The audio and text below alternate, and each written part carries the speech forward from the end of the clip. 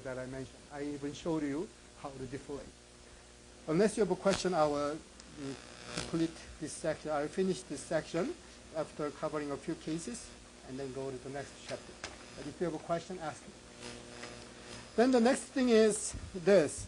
What about using different approach? So we used matrix A and then deflate, and then we find the smaller size matrix and then deflate, and then we found the smaller size after deflation, right? Deflation, we found smaller size, and then continue these things, and then each time we find the biggest eigenvalue and continue, right? And then after finding these things by inverse iteration, we can find the corresponding eigenvector. So this is one idea of solving a problem. What about other ideas? Do we have other ideas? And the answer is yes. The mathematical approach is not numerical. Mathematical idea is this. We can determine the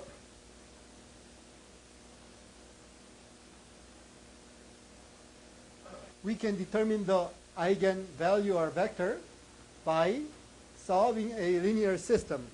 If we move this to the left side, a v minus lambda I v equals 0, and then a minus lambda I can be extracted after extracting the common factor, and then equals 0. So by solving this, we can find the solution. So it's a simple question. Assume that this matrix is invertible, then what is the solution V? If this matrix is invertible, what is the solution V? By multiplying inverse of this matrix, what do you get? If you multiply the inverse to both sides, what do you get? 0, right? Inverse of this becomes identity, and then inverse multiplied by this 0 is 0. In other words, if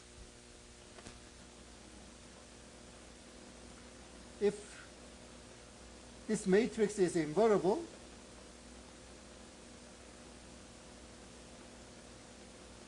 the only solution that we can find is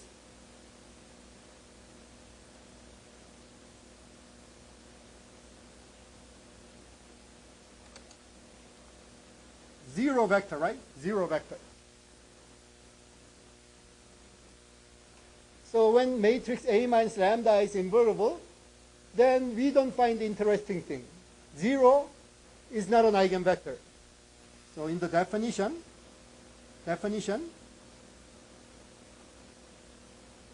we exclude 0. We exclude the 0 vector, right? 0 vector cannot be an eigenvector. 0 value can be an eigenvalue. 0 vector cannot be. Do you follow me? 0 value could be an eigenvalue, but 0 vector cannot be an eigenvector. By definition, we exclude 0 vector. Then what should we do to find the eigenvector or value? We relax the condition. In other words, this caused this situation. So we want to relax it. In other words, if A minus lambda I is not invertible, in other words, A minus lambda I is singular, then we may have non-trivial solution. If A minus lambda I is singular, then we may be non-trivial, right? Trivial means 0 vector.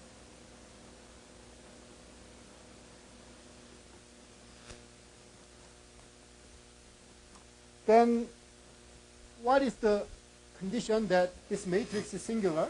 It is determinant, right? If determinant A minus lambda I is 0, then it is singular, right? So singularity can be converted to an equality. Singularity can be converted to in other words, if this happens, then we may find the eigenvalues. So by solving this, by solving this, we can find eigenvalues. We can find the eigenvalues. Any questions? So this is the mathematical theory. But there is a problem. As I mentioned before, in numerical method, there is no nice way to determine determinant. Determinant determination is not found. If you find any nice method to handle determinant, it will be great, right? So determinant is bad. So this approach, mathematical approach, is theoretical, but it's not numerical. So what people try to do is this thing. For some nice matrix A, especially, when a matrix A is symmetric, then people can force nice things. How? People somehow find matrix which is similar to this matrix, but having this kind of form. So this is the goal we want to achieve. So from this point on, I will explain the idea of having this kind of similar matrix. So from A, we will multiply left side and right side of matrix A, and then we eventually get a tri-diagonal matrix of this pattern. Because it's similar, and then multiplying this householder matrix will make it similar. So we will continue we will keep the similarity. Then once you have this kind of thing, with this similarity, we can determine this determinant very easy. General matrix A has difficulty in calculating this thing, but with tri-diagonal matrix, calculating this kind of thing is very straightforward. So this is the approach. In other words, our goal now is creating tri-diagonal matrix from A using householder matrix. So I will explain this trick from this point on, but if you don't understand the reason why I'm forcing this direction, ask me. I'm forcing this because I want to make this kind of thing with nice determinant calculation. Then let's do it. First of all, the idea is this. We have a matrix A, for instance, A11, A21, A31, and so on, right? We have a matrix of this kind of symmetric, right? Symmetric matrix. Then we find the householder matrix doing this. A11, A21, A31, and so on, multiplied by householder matrix A P equals A11, and then L, and then 0, 0, 0, 0. Do you follow me? You know what happens here, right? Oh, because it's just one column, you should have one column here. So we want to find the householder matrix doing this. So how did I get this column? How did I extract this column? From what? First column of the matrix, right? So first column is converted to this kind of thing by a householder matrix. So creating the householder matrix is very essential to do homework in this chapter. So householder matrix multiplied by the first column equals first and 3, and then L, and then all 0. Then what we do is this. Oh, after doing this, we multiply P1, A, P1. Then, as you know, A is symmetric, P1 is symmetric, and these are symmetric, so the result is symmetric. So we will have this kind of situation. Two non-zero numbers, and then 0, 0, and then 0, two non-zero numbers, and then 0, 0. By householder matrix, and then something. Do you follow me? So this happens. Householder matrix times A times householder matrix become this kind of thing. Why? Because householder matrix change the column into this form. Then, now, look at the second column, and then let's call the second column A22, A21, I mean A12, A22, A32, and so on, right? So this is the second column of this current matrix, not the original matrix. So A1 to A2 to A3 to happens here. Then find the household matrix 2 doing this.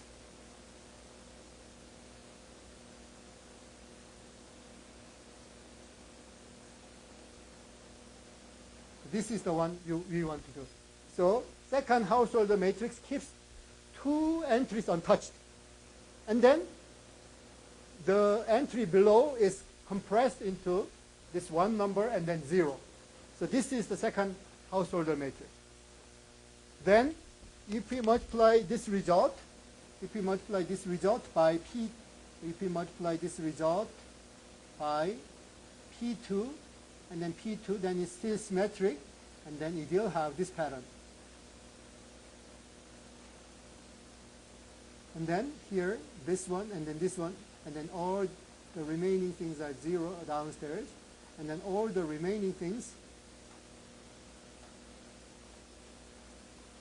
on the right side are 0, and then some matrix here.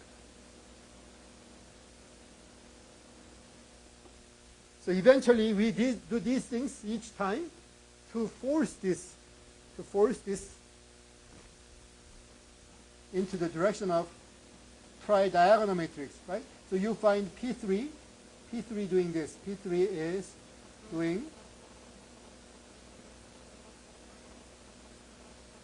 the third column, right? The third column into something such as this. 3 entries are untouched and L 0, 0, 0, right? So we can find the third matrix doing this, the fourth matrix extending this a little bit, and so on. So we find P3, then P3 multiplied by P3, and then inner parts, right, is equal to now main diagonal, sup diagonal, sub diagonal,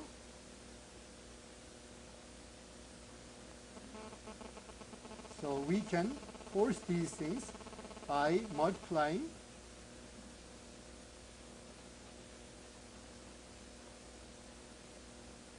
right? So by multiplying these things, we can force it. So eventually, we will get a tri-diagonal matrix.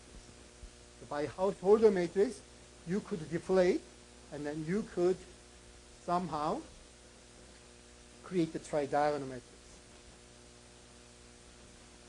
Any questions? Then the next thing is calculating the determinant when it is tri-diagonal. So let's say we have alpha 1, alpha 2 in the main diagonal, and then alpha 3 and so on, and then alpha k. And then sup diagonal is beta 1, beta 2, and so on up to beta k minus 1. Because of symmetry, beta 1 exists here, then beta 1 should exist here.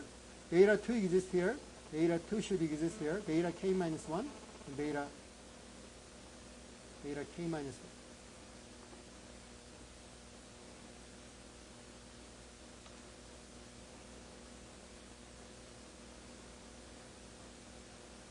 And then all others are zeros, right? All others are zeros.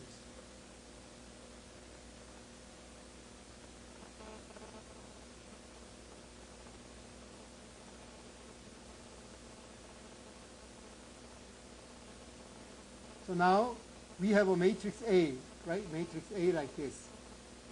Or A times something, so what would be good? A was used for the center, so maybe AN or AK. This is matrix AK. Do you follow me? By multiplying household matrix front and back, we can make symmetric matrix, and eventually we can create tri-diagonal one, and we want to find the determinant of this kind of matrix. So to find the determinant, I should subtract this minus lambda I. Right? I should calculate this mathematical equation. I should solve this mathematical equation. And I will go to the next page. Then from the main diagonal, we can subtract lambda, right? We can subtract lambda from the main diagonal, and then I'll write this thing in the determinant form on the right, on the next page.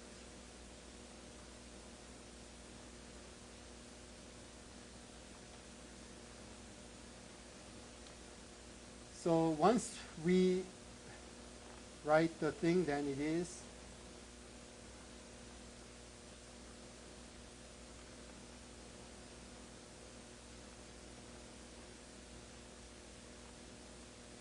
alpha 1 minus lambda, alpha 2 minus lambda, and then alpha 3 minus lambda, and then alpha k minus lambda. And then super diagonal did not change. Beta 1, beta 2, beta k minus 1. Sub-diagonal does not change. Beta 1, beta 2, and then beta k minus 1. And all others are 0, right? So to calculate this determinant, I will use cofactor expansion about the bottom row. If we use cofactor expansion about the bottom row, then it is this entry multiplied by the smaller size determinant, right? Smaller size determinant alpha k minus 1 minus lambda, right? The smaller size determinant plus, and then minus beta k minus 1, and then we exclude these things, then we get this kind of thing is beta k minus 1, and then alpha k minus 2 minus lambda, and then alpha 1, alpha lambda. So we remove the row and column having beta k minus 1, and this comes down like this, right?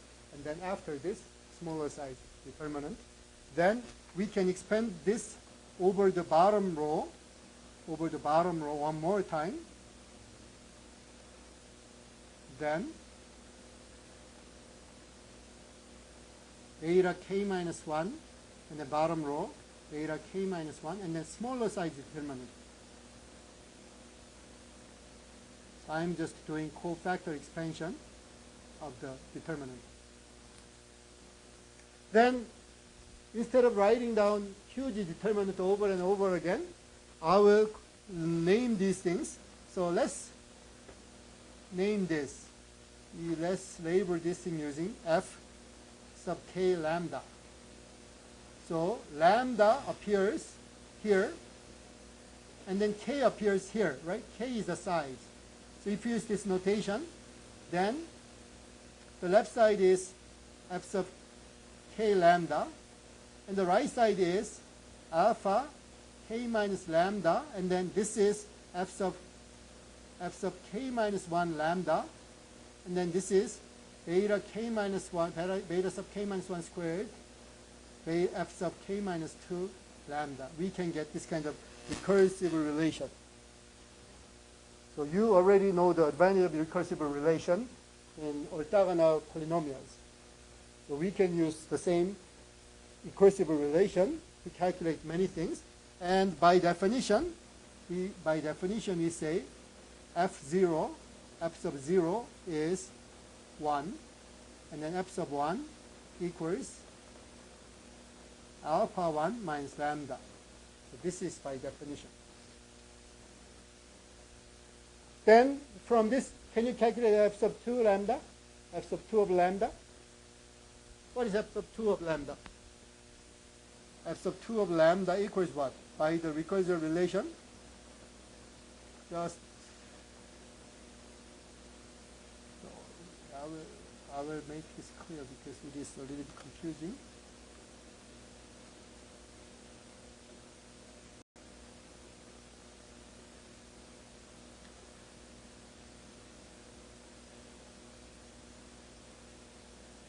Lambda is too small, right? Font has changed small, right? Somehow I should correct it. Lambda is minus lambda like this, right? I should say minus lambda, not subscript. You follow me? Somehow, when I write it, I thought alpha sub lambda minus lambda in subscript, but this minus lambda is not subscript of this one. It is just the subtraction from this value.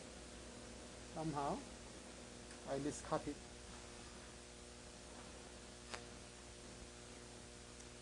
In any case, let's calculate the f sub 2. F sub 2 is what? Because of this, alpha 2, right? K is 2, alpha 2 minus lambda. And then f sub 1. F sub 1 is what? Alpha 1 minus lambda. And then minus beta 1 squared. And then f0, that is 1, right? So this is it. So we can use this recursion to calculate f sub 2, f sub 3, f sub 4, and so on. In other words, determinant calculation isn't very difficult. Full size determinant calculation is tough. But with tri-diagonal case, it's not very tough because of this recursion. Then we can find eventually, by doing this over and over again, we can find eventually f sub k lambda, right? And f sub k lambda might be some kind of thing, right? Then we can solve this using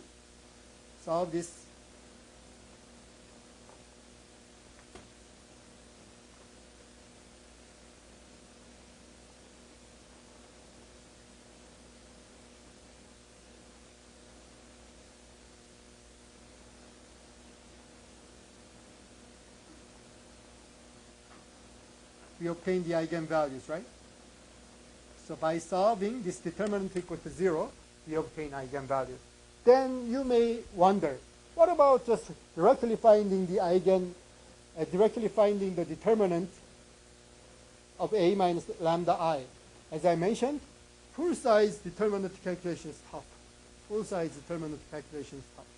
So we reduce it to tri-diagonal one and then apply the determinant calculation of the tri-diagonal one using recursion formula. With recursion formula, we can create a lambda equation and solve this lambda equation by any root finding method and then obtain eigenvalue. This is another approach. So I will pause and then you can check and ask questions.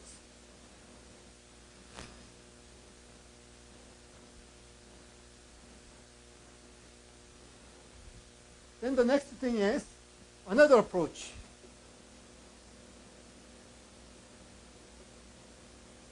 Assume that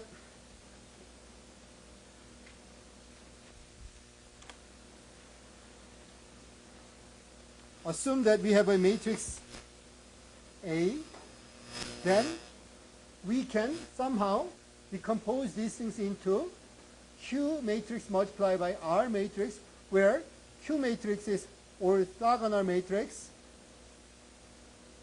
and the R matrix is upper triangular matrix, right?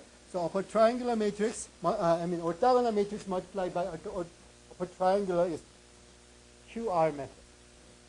So we can decompose our matrix A into this thing. And there are two methods that I want to introduce.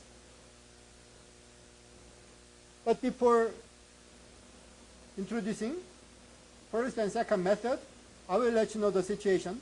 Assume that we apply QR decomposition. So we decompose this matrix A into two matrices. So assume that we have somehow decompose this into first pattern and the second pair. Assume that we have decomposed this matrix A into two different pairs. Are they very different or are they be similar? That is the question. Are they be very different? In other words, will Q1 and Q2 be similar? Or will R1 and R2 be similar? Or will there be some relation? That is the question. Do you follow me? In other words, I used method A to decompose. I used method B to decompose. Then we want to compare. Will they be the same? Of course, when we multiply, then it's A. But pairwise, what would be the relation between Q1 and Q2, right? Q1 and Q2. Or R1 and R2. And the relation is this.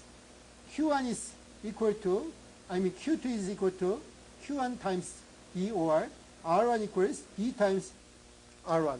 So this is the relation where D is a matrix of this pattern. D is a matrix of this pattern. It is a diagonal matrix. It doesn't, other places are zeros, only diagonal has 1 or minus 1. So only diagonal has 1 or minus. So this is the matrix D. The main diagonal has 1 or negative 1. So we have the relation between Q1 and Q2, and the relation is given this way. Then when you really multiply these things, what can you get? Assume that somehow Q1 matrix is A, B, C, D, E, F, G, H, I, and then D matrix is minus 1, 1, 1, 0, 0, 0, 0, 0, 0. Then what will be Q1 times D? Can you guess? What will be Q1 times D? So instead of hand calculation, I will use MATLAB, and you will see the result.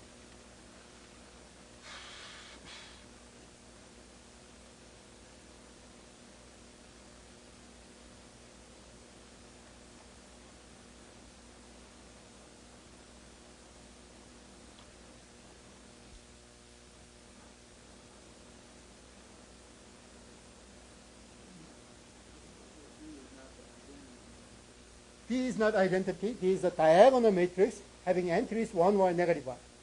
Main diagonal entry should be 1 or negative 1, but not identity.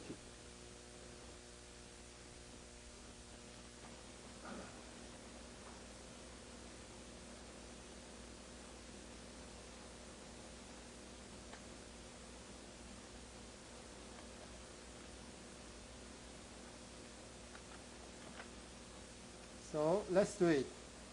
How can we use symbols for all those letters A through something? Will this work or not? Everything? There is no way to just give the range? That's okay then. I will write everything.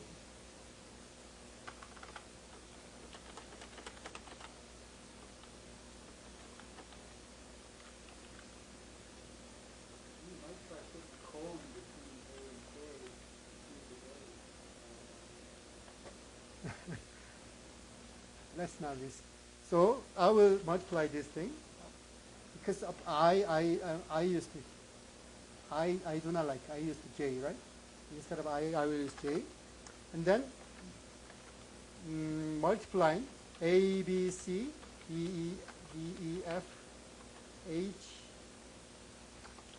E, H, I, right? Multiplied by negative 1, 0, 0, 0, 1, 0, and 0, 0, 1. Right? This is the one we want to see.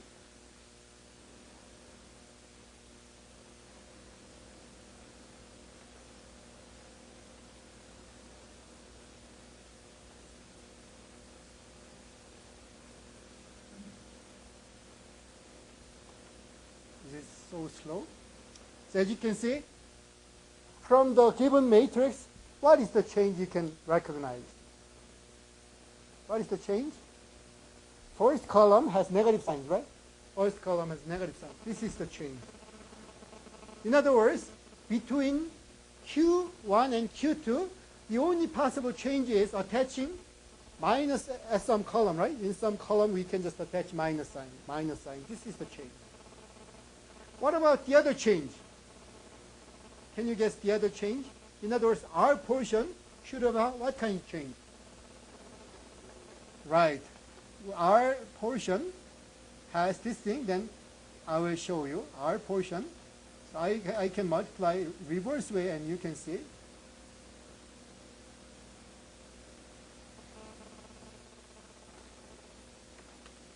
So I will multiply and then check what is going on. Then, what is the change? We have row with negative sign. So I completely showed you. So the only possible change between QR method is this. Q portion may have column sign change. R portion may have row sign change. That's it. Other than that kind of sign change, essentially identical. Whether you use method 1, method 2, method 3, once you get QR decomposition, you will get these things. Then I will show you the two different methods to determine QR matrices. One is from numerical idea, the other is from linear algebra. But I will pause and then you can check. But in any case, it's like this. Q2 may have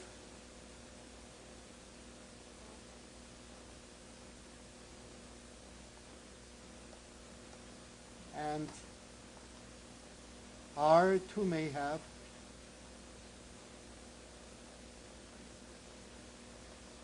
right? So this is the possible change that you can get.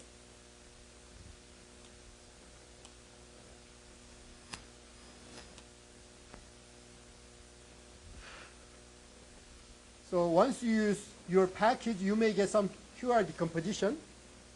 Then check your answer and compare your answer then in the package answer. Package answer and your answer may have minus sign difference in row or column, right? In orthogonal part, column, in upper diagonal portion, we have row change. Now, the first method is this. How can you get Q1? So first thing is, I will write it. So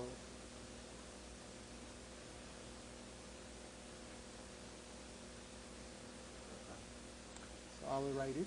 A matrix is given, and A matrix has A11, A21, right? This kind of thing, right? This is A matrix. Then we extract this part, and then find the P1. P1 times A11, A21, A31, and so on, right?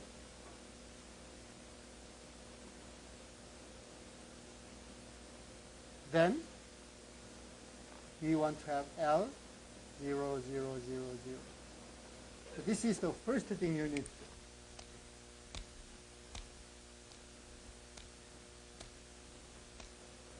Can you do it or not? I, in fact, showed you the way of finding this kind of householder matrix many times, right? So you find householder matrix doing this. After this, you multiply this thing and then the whole matrix, not just first column, but other things, right? Other things. Then after multiplying these things, you will get this kind of result, L 0, 0, 0, 0, 0. And then you may get some entries here, right? You may get some entries here. Do you follow me? You may get some entries here in the matrix. Then now, P2 should do what? P2 should do what? P2 should do what? Something here, and then L 0, 0, 0, right? Of course, L here and L here are two different things, but just for explanation purpose, I'm using the same. Do you follow me? Then if you multiply P1 to the matrix A and then P2 to the matrix A, you will get this kind of matrix, right? You will get this kind of matrix, right? And then you do the same thing to the third column, fourth column, fifth column, and so on. In other words, you multiply A by P1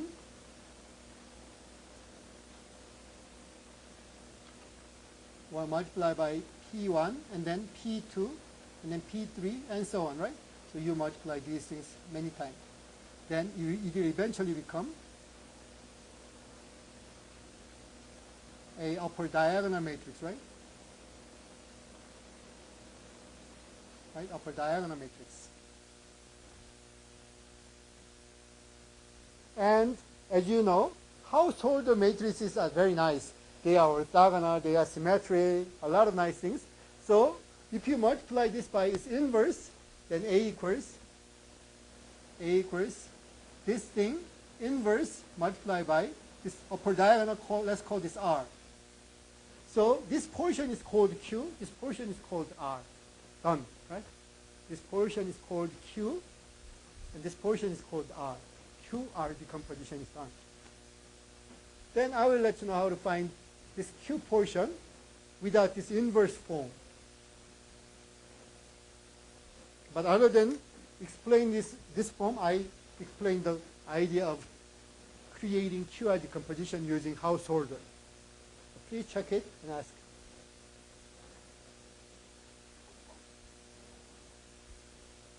Then let's continue. So I will analyze this thing and then know how to find this kind of Q matrix. So I will find the inverse of this thing. So P1, P2, and then say P box, right? This is the one that I want to handle. So I want to multiply something here.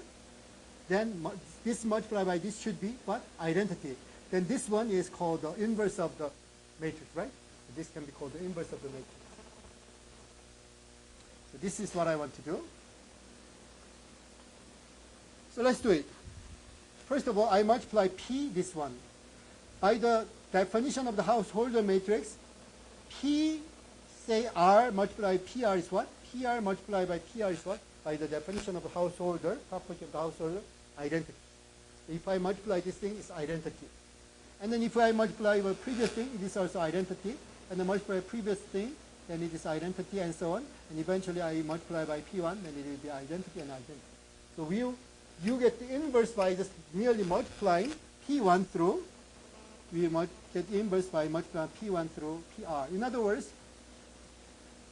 Q matrix determination is very straightforward. You determine the first householder matrix P1, and then you create the storage position Q. You follow me? You use your technique to find the householder matrix P1, and then you store this P1 result in Q. And then you find the P2 and then multiply P2 and Q. Then it will become P1 multiplied by Q. And then you find P3 and then multiply P3 and then Q. Then by repeating this up to R, you multiply distance and Q is found. So you can find Q matrix this way. So in summary, matrix A is used to determine P1, P2, up to PR according to the method that I explained, right? P1 has 1 entry and then 0. P2 has 2 entries and then 0. P3 has 3 entries, 3 vanishing entries and then 0. So you create P1, P up to PR using this scheme. After determining Q is nothing but P1 multiplied by PR. And then R is the right side, right? Right-hand side of product of these kind of things, right? The right-hand side of the product of, so this is that. So essentially using this decomposition, using this, the right side means this thing, right? Right side means this thing. Right side means this thing, right? If you keep multiplying these things, you will get this thing. So this thing is called R, right? So please browse the idea and ask questions. You should know how to do QR decomposition after this. But if you still, yes.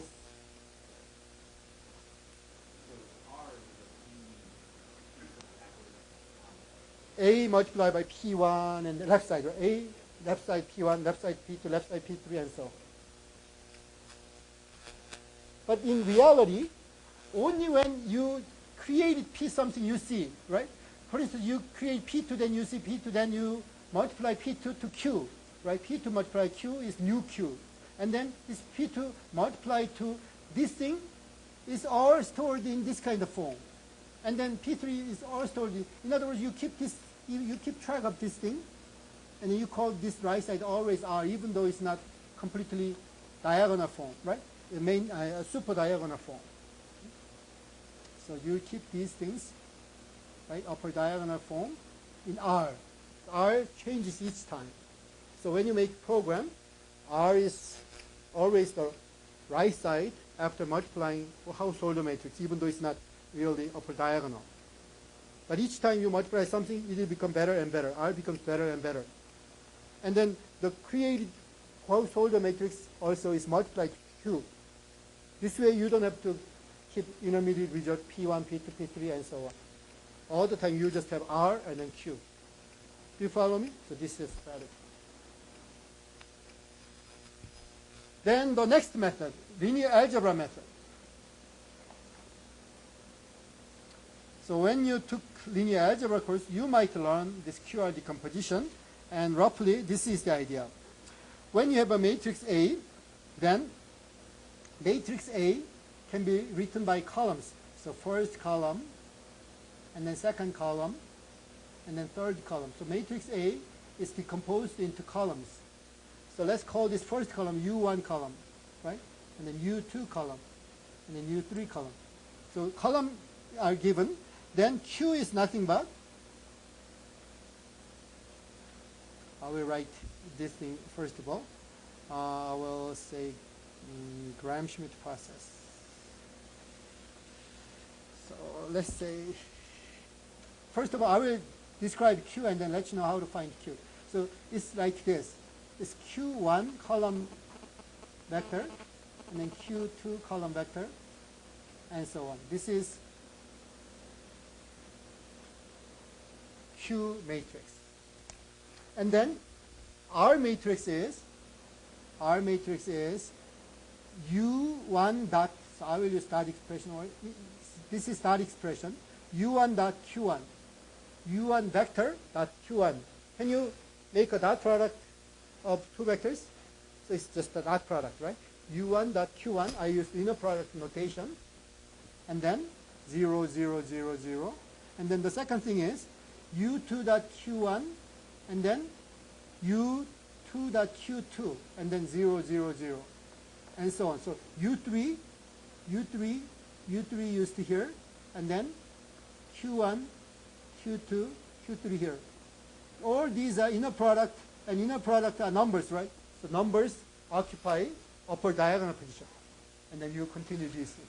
Then the only mystery is the determination of Q1 through Qn.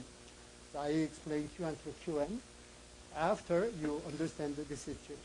In other words, you decompose matrix A into Q and R directly by using this column vector set, and then U1 dot product Q1, or U2 dot product Q1, or U2 dot product of Q2, and so on.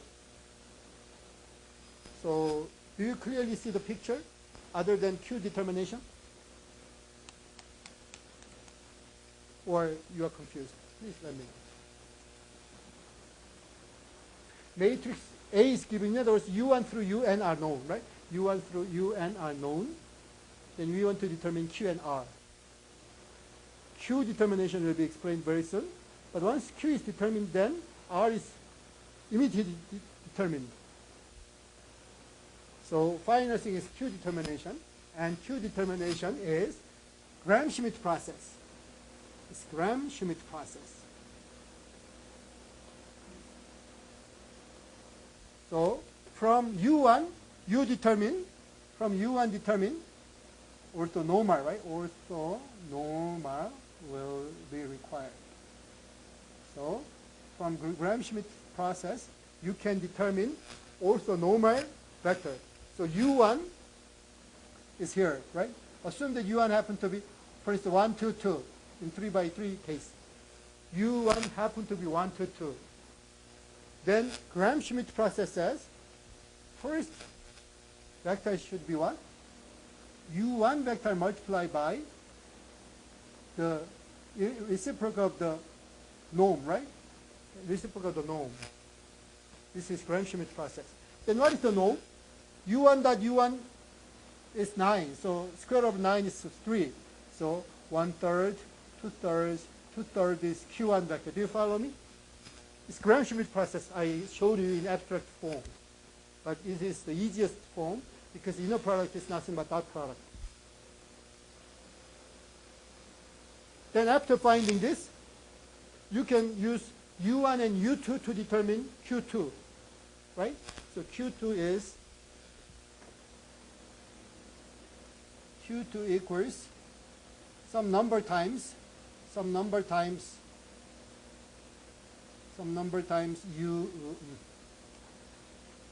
U1, I mean Q1. I will rewrite it. I will write in my form U2 plus some number times Q1, right? Some number times Q1, and then divide this by its norm, right? Right? Divide this by its norm, right? Done. Do you follow me? So you represent Q2 by unused vector U2 plus used vector something times Q1. After determining this number, you will have a length, right? Then this length is divided by its, right? This vector is divided by its length to make it normal. Typical Gram-Schmidt process. And then you can continue, then Q1 is determined, Q2 column vector is determined, Q3 column vector is determined, and so on. So this is the second method of determining QR. And now you will see numerical method. You will see numerical method. Unless you have a question, I will continue. No questions? Then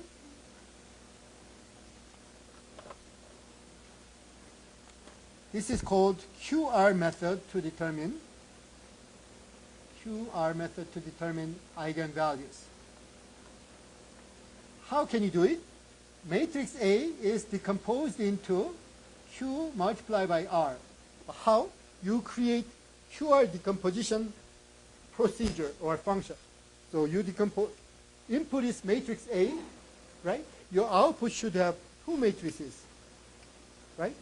Input is matrix A, output square matrix A.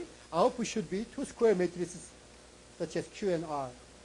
In other words, your routine finds Q and R matrix. After finding it, you create A by multiplying R and Q. So you create A. Initially, A is given by the problem, but now you create your own A. Then this A is decomposed, and then this is remultiplied, and so on. So we iterate these things. So you need to create two things. One thing is decomposing part. The other is multiplying to assemble new A. Then what happens? After enough steps, after enough iteration,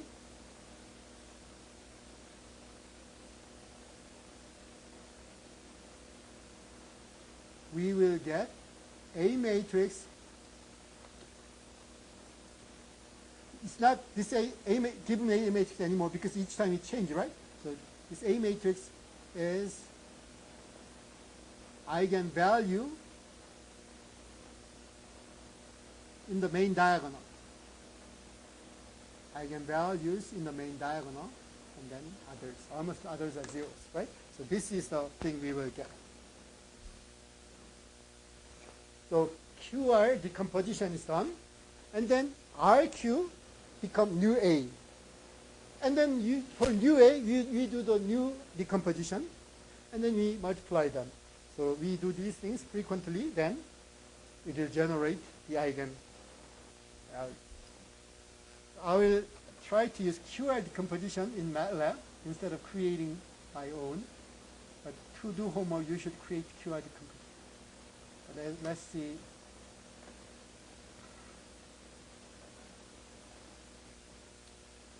I do not know does any of you know the command of doing QR decomposition?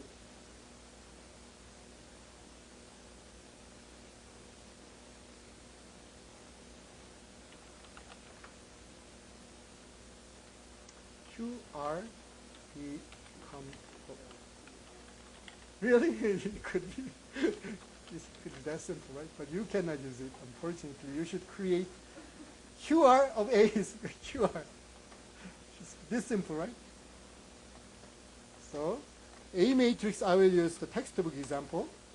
So does any of you have the, I will open homework questions so that you can see.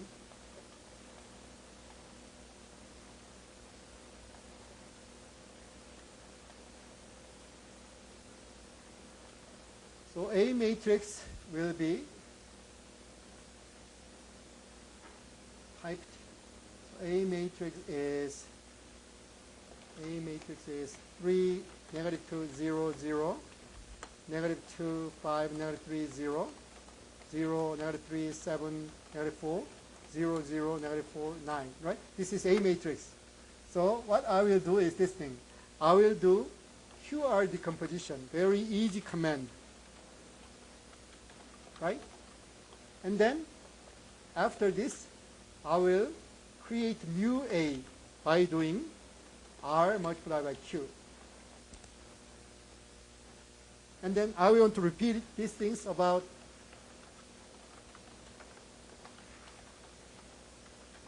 10 times, right? Do you follow me?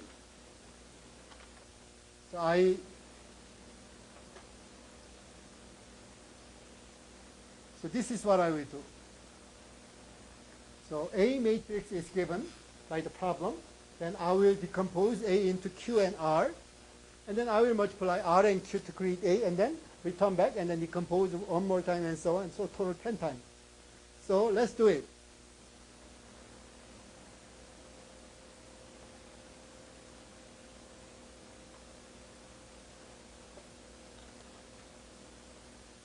Let's run it. Then A is this one, right? A is this one. Now I will check the eigenvalues of this one. So take a look. So do you see the main diagonal and eigenvalue set? All I did was just QR decomposition, right? Repeating QR decomposition, and then read the main diagonal. Take a look. Very close, right? So it's called QR numerical. So I completely explained this thing, and unless you have a question, I will continue, and then finally cover the inverse iteration and finish this chapter.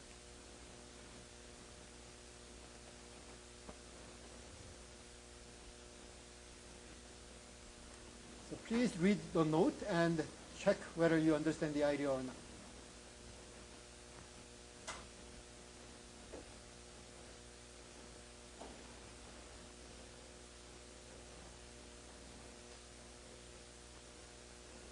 Then let's finally cover the inverse iteration. So inverse iteration idea is this. Assume that we have the biggest eigenvalue, lambda b, then by multiplying A by b many times, right? By multiplying this A many times, eventually we will get the eigenvector, right? We will get the eigenvector. This is the idea. This is called the power method.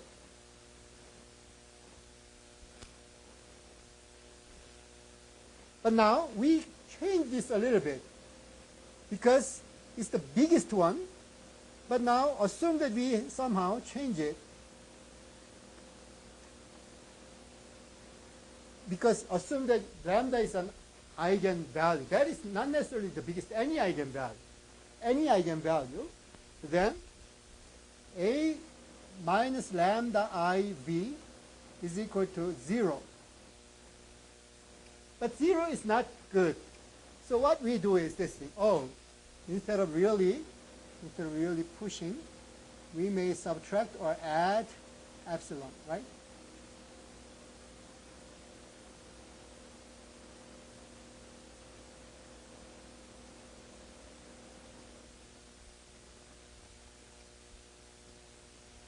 Take a look. V corresponds to the specific lambda. V corresponds to the specific lambda. Do you follow me? V corresponds to the specific lambda. This lambda happens to be our eigenvalue, right? But now after writing this way, and then because I don't like singular situation, I perturbate a little bit by using epsilon. So I subtract this epsilon IV. I should balance, right? So in other words, I subtract this, not just from left side, from the right side too. Then in this sense, take a look. In this sense, what happens? We are cornered. I really hate this. Then in this situation, we now have new matrix multiply V equals this one. Then in this sense, what can you conclude? Epsilon is an eigenvalue of the new box matrix, right? Box matrix has V eigenvector and epsilon eigenvalue. But this epsilon might be the smallest eigenvalue for this box matrix. Do you follow me? So you should understand this situation to understand the theory. Of course, without understanding the theory, by just using the routine, you could do it, but understanding might be important. So please follow this thing and then check whether you understand the situation or not. We want to determine V once lambda is known. So I just wrote down these things, but I don't like singular situation, so I perturbate a little bit. Then with this situation, this box matrix multiplied by V is equal to new eigenvalue multiplied by V. But both changed. Eigenvalue has changed, also the matrix is also changed. Both matrix is changed, matrix and eigenvalue changed, but what did not change? Eigenvector did not change. Then now the goal is finding the eigenvector of this matrix, right? Finding the eigenvector of this matrix having the smallest eigenvalue. Is that a problem? Thank you. Then how can you maximum eigenvalue problem and the maximum eigenvalue problem between handle this matrix directly maximum eigenvalue by taking the inverse, right? If you take the large, in other words, we should apply the power method to the inverse of this perturbated matrix to get V. That's it, right? Now, please explain the theory. Thank you very much. So I will pause and then you can try to analyze the theory time.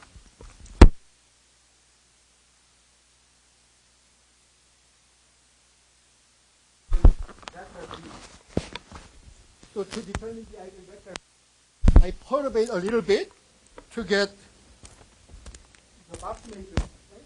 The box matrix times the same eigenvector V equals very small eigenvalue multiplied by V. So power method finds the biggest eigenvector, right? Not the smallest. So to change the problem, I do the inverse. Then suddenly this small value comes to this one in the reciprocal form. That means it becomes biggest. So we now are ready to handle the problem. So essentially, power method disguised is inverse iteration. Only thing is, instead of matrix A power, we use this inverse power. So we multiply inverse matrix many, many times. This is the goal, right? We multiply inverse matrix many, many times to get B, like power method. Assume that you have A, then you multiply A matrix many times to get vector V. Similarly, to get the eigenvector V in this situation, you multiply the inverse many, many, many times.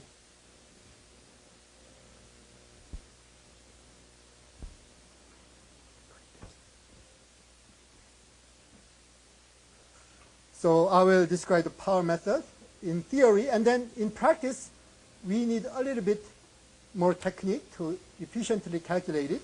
So essentially, this is the algorithm. We have any matrix such as this one. Any matrix such as this one, right? And then we multiply the box matrix inverse. Because epsilon is still undetermined, I just say this one. Theoretically, this one multiplied by x is assigned to Y matrix.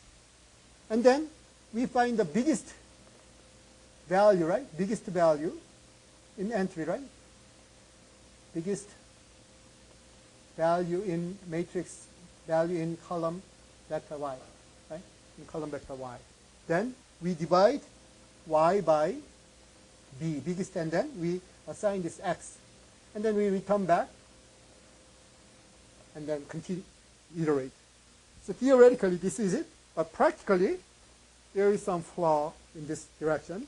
So I will let you know how to avoid that kind of flaw. Do you follow me? It's exactly the power method if we replace the whole thing by just one matrix. Right? It's exactly the power method.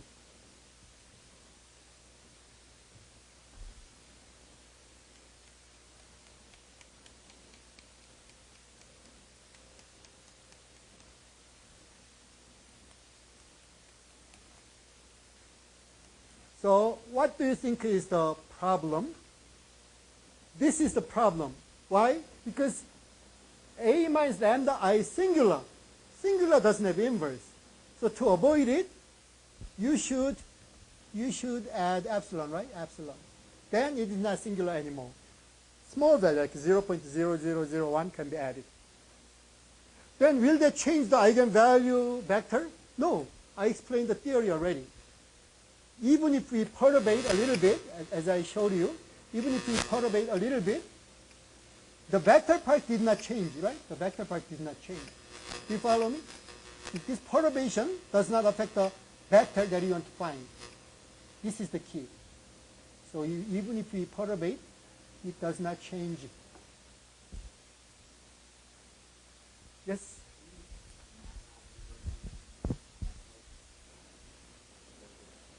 Then it defeats the goal, because if we use MATLAB 1 command I, you can find everything. No, I will let you know what you need. Other questions? Then the thing that you need to do is this one. This portion cannot be directly assigned, cannot be directly implemented in this order. So I will let you know what to do. So you solve this thing, A minus lambda plus epsilon I times y equals x. Solve this. And then find y. Do you follow me? In other words, it's not straightforward assignment. You should solve this. But you should solve this many times because you are iterating. Then do you want to handle this thing over and over again? So the next thing is to do it many times. Decompose these things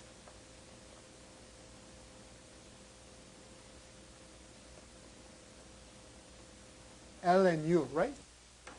You decompose these things L and U or Q and R, anything you want. Okay. So decompose this A minus eigenvalue plus small value to avoid singular matrix, right? And then LU. Then what you need to solve is LU y equals x by using what? By letting uy equals z, right? Then LZ equals x should be solved by what? Forward substitution, right? Forward substitution. And then after finding z, so forward substitution will determine z. After determining z, you use back substitution, right? Back substitution to determine y. So three things are required. You do LU decomposition on top, right? You should not be inside the loop. You should not decompose the same matrix 1,000 times, right? You decompose it upstairs, right? You decompose the matrix A minus lambda plus epsilon I upstairs. After decomposing it upstairs, you now solve these things, for instance, 1,000 times in the loop. But solving this kind of system 1,000 times is tough. So do the forward substitution and then back substitution to determine y. That y is the meaning of this thing. In other words, in abstract algorithm, I just said, oh, this gives us y. But in reality, you cannot use MATLAB inverse or something. You should implement this portion of solving for y. And then solving for y requires this, right? So you do the LU decomposition one time upstairs, and in the loop, you use forward, backward substitution. Done. So this way, you get the inverse. I will pause, and then you may check and then ask questions. If you don't, then we will cover the final chapter of the course. Just one iteration. Right. But LU is already decomposed, right? So you don't have to do LU decomposition next time. Because A minus lambda plus epsilon I is fixed for the problem. Only thing that you repeat is calculating for y using forward and then backward.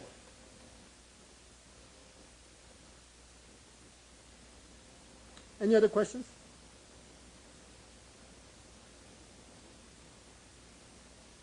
So please check whether you completely understand the reason why I perturbate and then vector does not change even if we change the value, stuff like this.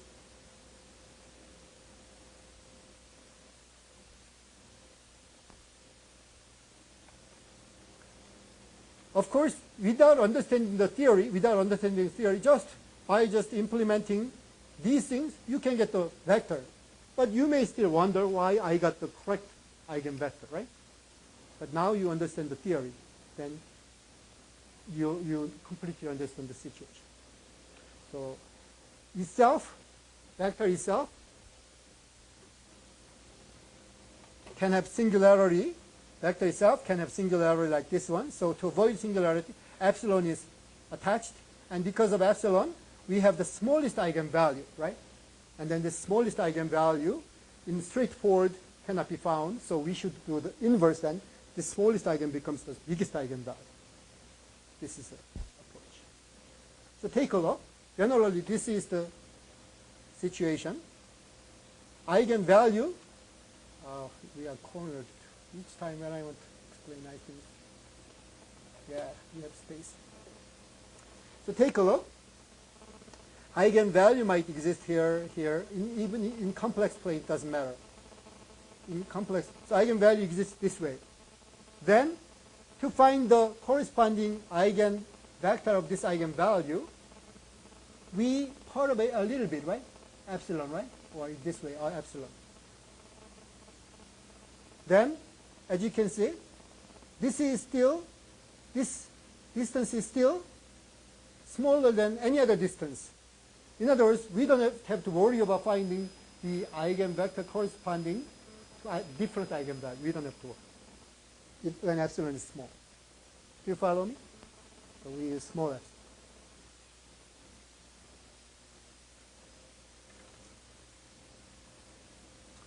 I completely explained the method. But the important thing that you need to learn is this one.